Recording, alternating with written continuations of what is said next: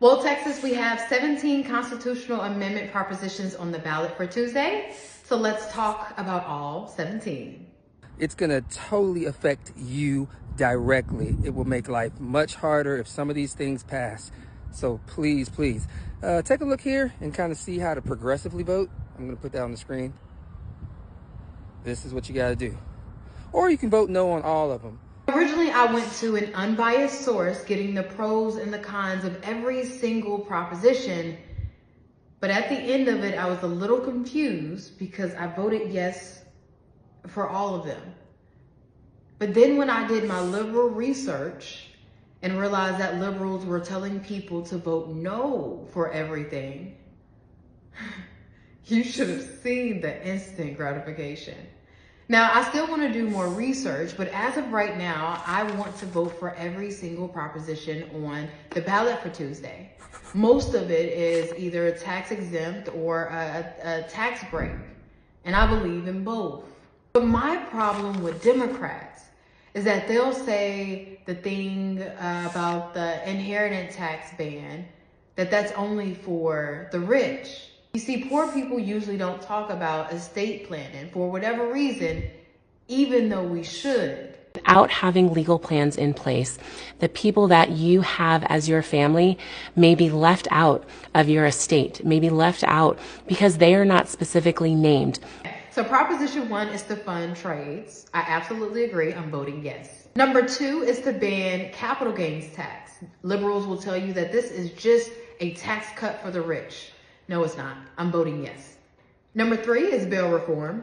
That's a yes. Proposition 4 is an investment into our water. I'm voting yes. Proposition 5 bans a tax on animal feed. I don't have any animal feed, but I don't support taxes. I'm voting yes. Proposition 6 is a ban on Proposition 6 is a ban on security tax. Now, this is not existing, but of course we want to protect our investors. I'm voting yes. Proposition 7 is a tax break for our vet widows. I'm voting yes. Proposition 8 is a tax ban on inheritance. I'm voting yes. Proposition 9 is a tax break for business owners. I'm voting yes. Proposition 10 is a tax break on destroyed property, temporarily, of course. I'm voting yes. Proposition 11 increases the homestead exemption for elders in the disabled community from $10,000 to an additional $60,000.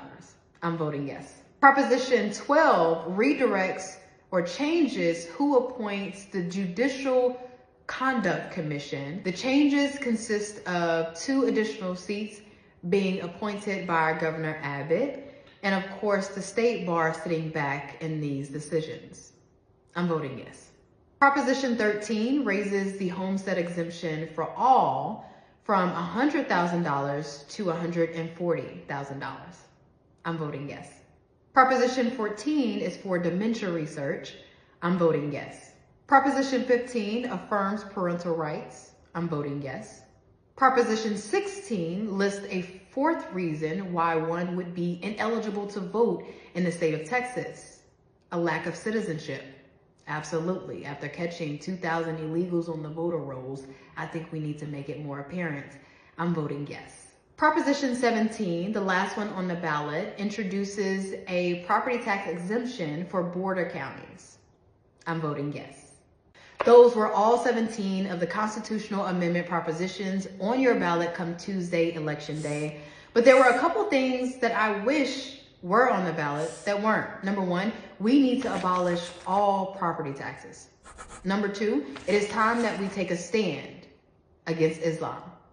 Being the greatest state and the greatest nation in this world, it is time that we take a stand against that sick religion. Super random, I know. But anyway, if you are not registered to vote, don't worry, it's not too late. Well, it is too late for this election, but you can always go to votetexas.gov to get registered just in time for the GOP primaries for the midterms coming up in just a few months. Remember that you can always keep up with my progress, policies, and donations at notaxonjackson.com.